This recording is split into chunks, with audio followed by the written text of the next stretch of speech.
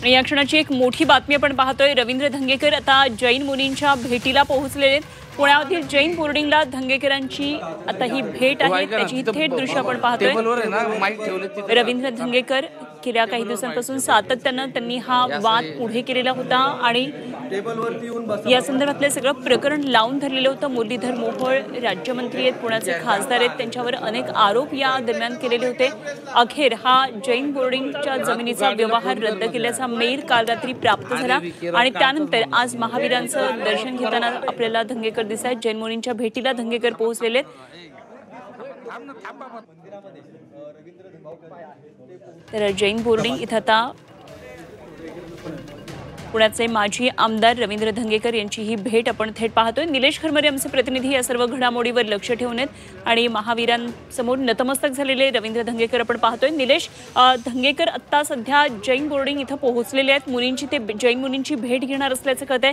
काय काय नेमकं सगळा कार्यक्रम त्यांचा आता असणार आहे? खरं तर त्यांनी या प्रकरणामध्ये आपण पाहतो की सातत्याने बोलत होते आणि आता ते जैन मुनी जे आहेत त्यांचं या ठिकाणी दर्शन आणि आशीर्वाद घेण्यासाठी जैन बोर्डिंग मध्ये दाखल झालेले आहेत। जैन बोर्डिंगची त्यांनी पाहणी करत ज्या ठिकाणी जैन मंदिर आहेत त्या ठिकाणी त्यांनी आता दर्शन घेतलेलं आहे आणि आता जैन धर्मगुरू आहेत त्यांच्यासोबत ते चर्चा करणार आहेत।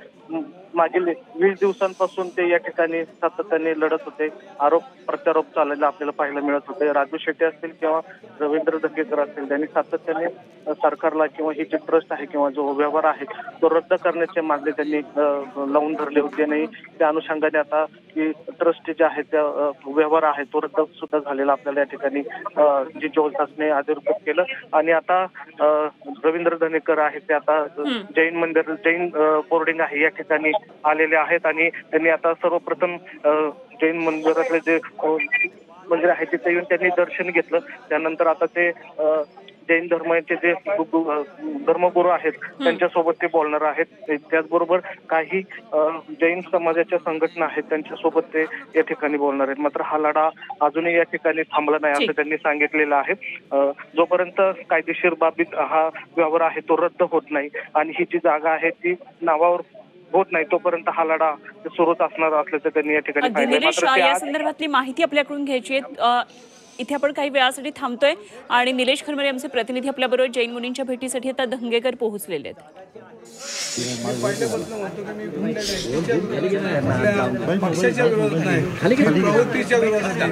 म्हणून जे जे स्वाभिमानी आणि लाभधारक असलेले भारतीय जनता पार्टीच्या कार्यकर्त्यांना मी त्यांचे आभार मानणार आहे।